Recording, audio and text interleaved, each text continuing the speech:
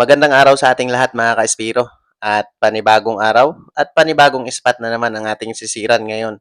At dito ako sa Nagtabon kasama si Kuya Duwang dahil nga doon sa spot ko ay malakas na yung amihan. Dito ay medyo kubli kaya let's go, samahan nyo kami mga ka-Espiro.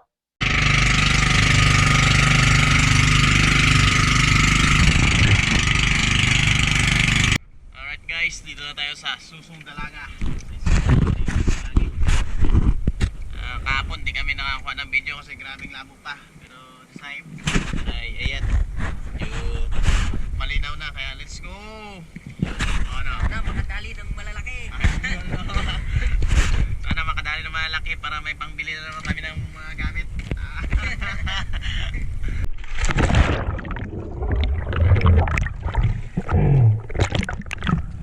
Pagkababa nga sa bangka mga ka-Espiro ay nagload kagad tayo ng spare gun natin para isda na lang yung hahanapin natin. Dahil excited na ako manghunt mga ka-Espiro dahil yung visibility ng tubig ay yan, katamtaman lang, hindi ganong malinaw at hindi rin kalabuan. Kaya yan ang sakto talaga mga ka-Espiro na manghunt ng mga pelagic at iba pang mga isda. At ayan mga ka-Espiro, pagkatapos ko mag-load ng aking spare gun, nakita ko si Kedwang na nag-drop na kaagad at may papanain sa sanang suno kaso nga lang pumasok sa bato kaya hindi niya ito natira. Kaya ito yung mga ka-Espiro, ang kagandahan dito kapag may konting agos ay yan, napakaraming bait fish talaga. Kaya area din talaga ng pupuntahan ng mga pelagic. At katulad nito ay yan, may nakita sana tayong isang tangigi mga ka-Espiro kaso nga lang sobrang bilis naman, hindi talaga tumigil at hindi lumiko kaya wala tayong pagkakataon na tirahin kaya babay lang muna. At dito naman mga ka-Espiro, nag-drop ako dito sa kantuhan dahil nga may nakita akong malalaking labahita at bigay pero kasama yung malalaking red bass. Kaso nga lang ay medyo may kailapan na talaga yung mga isda na ito dahil nga medyo sanay na sila sa pamamana. Dahil ito rin talaga yung lagi naming pinupuntahan na spot kaya talagang sanay na yung mga isda na dito na inirahan. Kaya ang ginagawa ko na lang lagi ay i-blind spot sila para makatira. Pero sa pagkakataon na to ay hindi tayo nakatira dito mga ka-Espiro.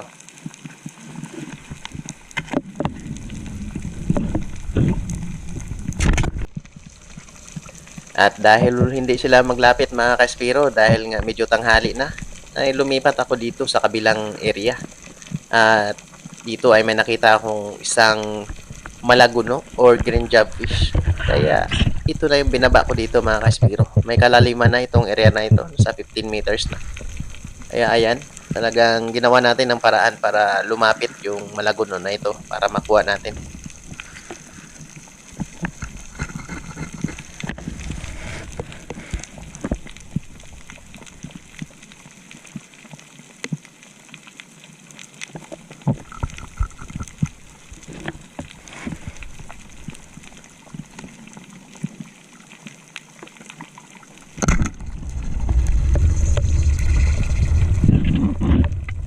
At ayan mga ka-Espiro, natamaan natin yung malaguno at napakaganda ng ating patama kaya secured kaagad yung unang isda natin mga ka-Espiro, malaguno.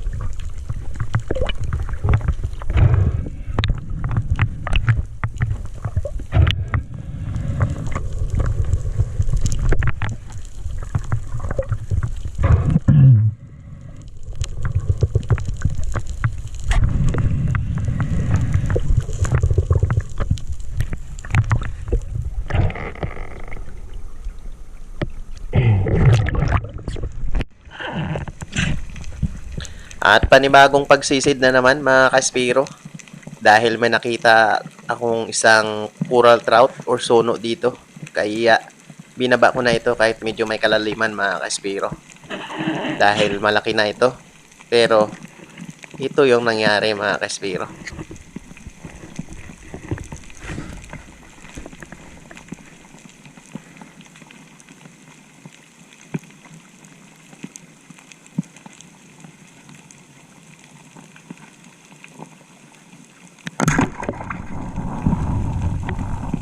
Ayun, tinamaan natin. Pero nakawala mga kaspiro. Sayang. Medyo may kalaliman pa naman yung area. Tapos nakawala pa. Aray ko.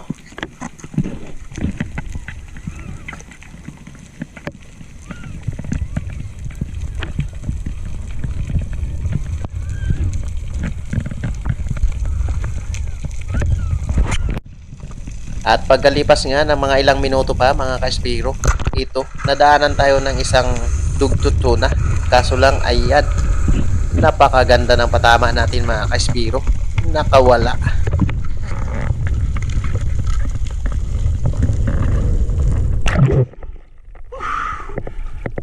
Bunit.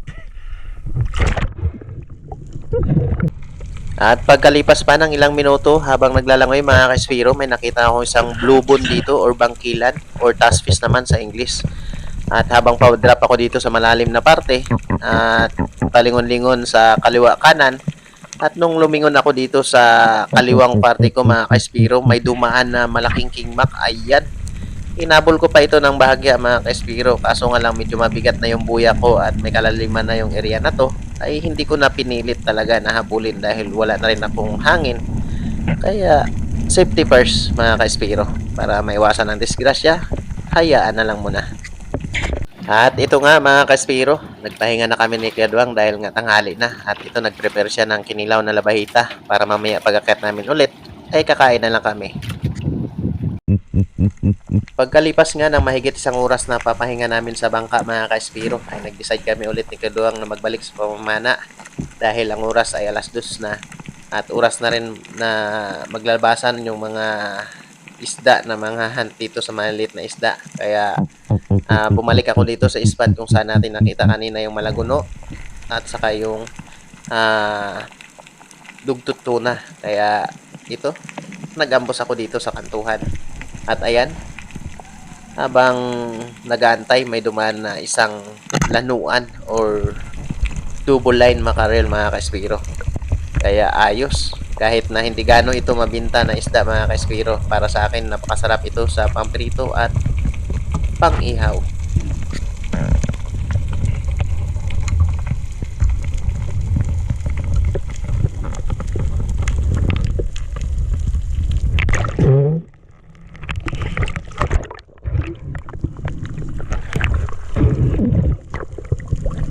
At sabi naman ng iba mga kaspiro, ang isdang ito ay amoy pating.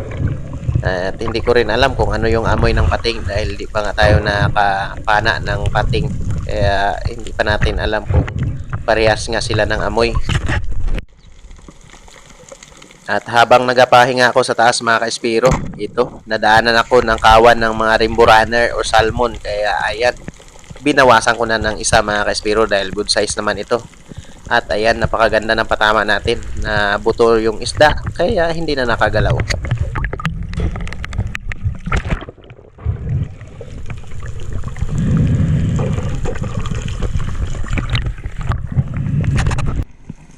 At dito naman mga kaspiro, habang tumatagal yung pamamana, ay sinagad ko na dito sa buhangin na parte mga kaspiro dahil may malaguno akong nakikita dito at pabalik-balik. At ayan, kung napansin nyo, talagang lumapit ng gusto mga kaspiro. At yung pagkatira natin ay tumagos hanggang shooting line natin. Kaya talagang 100% na secured yung isda na yan. Huwag lang sumabit sa bato.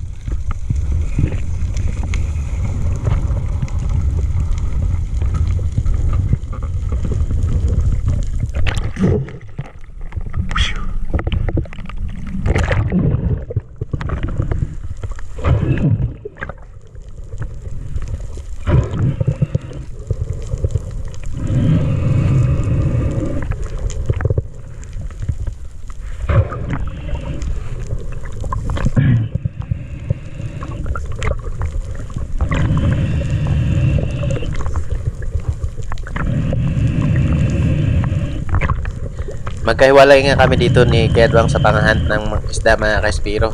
Dahil si Kuya Duwang ay doon lang sa maparting mababaw at ako naman dito sa parting may kalaliman na. Dahil dito sa area na to ay hindi na kaya mag-ambos ni Kuya Duwang dahil nga medyo may edad na rin si Kuya Duwang. Kaya pinapaubayan niya na lang sa akin yung spot na ito.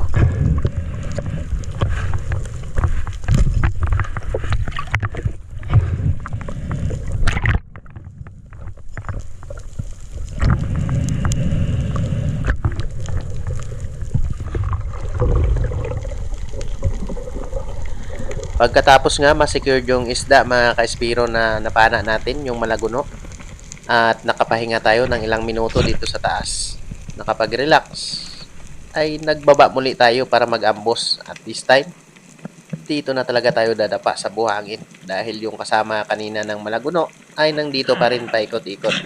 Kaya pag ganito kasing sitwasyon mga ka-Espiro, medyo may kailapan na yung malaguno kapag nabawasan natin ng isang piraso.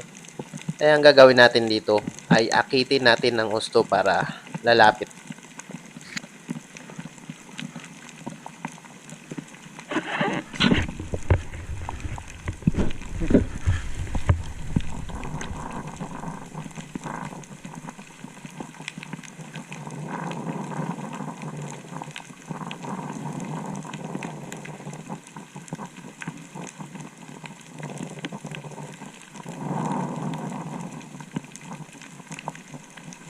Medyo matagal yung pagpapamo ko dito sa isa na ito mga ka-Espiro.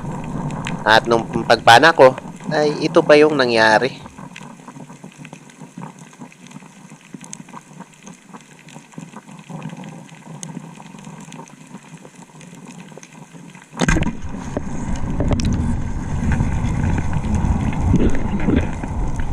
At ayan na nga mga ka-Espiro, hindi natin na hawakan kaagad yung ating line. Kaya ayan, nagkaroon ng pagkakataon yung malaguno na isabit yung ating tali doon sa bato.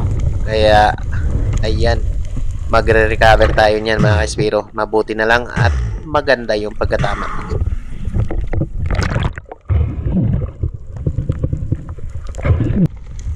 At pagkalipas nga ng ilang minutong papahinga sa taas mga ka-Espiro at makapag-relax, ito, i-recover na natin yung isda mga ka-Espiro. At dito ay mag-triple lang tayo pababa para mas mahaba yung ating hangin para sa pag-recover ng ating napana mga ka-Espiro. Dahil nga may mga nag-aaligid ng mga pating, kainin pa ng pating yung napana nating isda. At dito ay mabuti na lang at hindi niya gaanong inikot sa mga bato yung ating shooting line. Kaya madali lang natin na recover yung isda natin mga ka-Espiro. At ayan, dala-dala ko na paakyat. Ayos.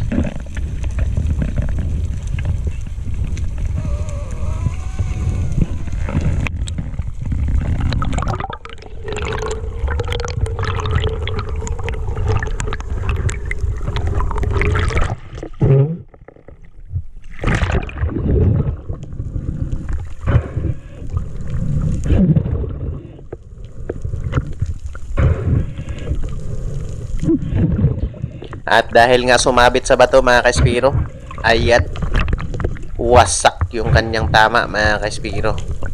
Mabuti na lang ayan, tumagos hanggang dito sa kanyang pisngi. Kaya hindi talaga makabitaw mga ka-Espiro.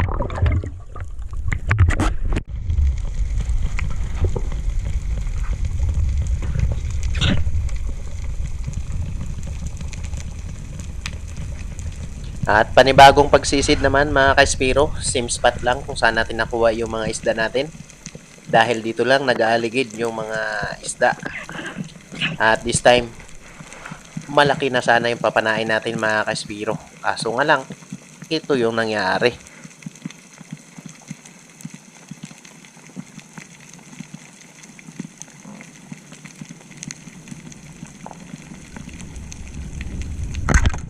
Ayan nga mga ka-Espiro, medyo long distance yung pagkatira natin kaya medyo napababa yung tira.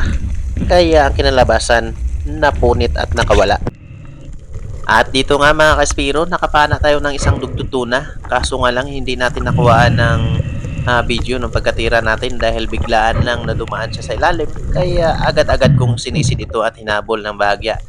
Kaya ayan, bago natin nakuha ng video, nung hilain na natin pataas mga ka-Espiro. Pero okay lang yan. Kahit hindi natin nakuha ng video ng pagkatira, at least nakuha natin itong isda. Malaki na pa naman mga ka-Espiro. At shoutout nga pala sa aking 500 plus na subscribers. Maraming salamat po sa inyo. At sa mga gusto pong magpa-shoutout, mag-comment lang po kayo dyan sa baba para sa next upload ko po ay ma-shoutout ko na kayo. Maraming salamat po sa inyong suporta. And God bless us all. Let's go! Uwian na!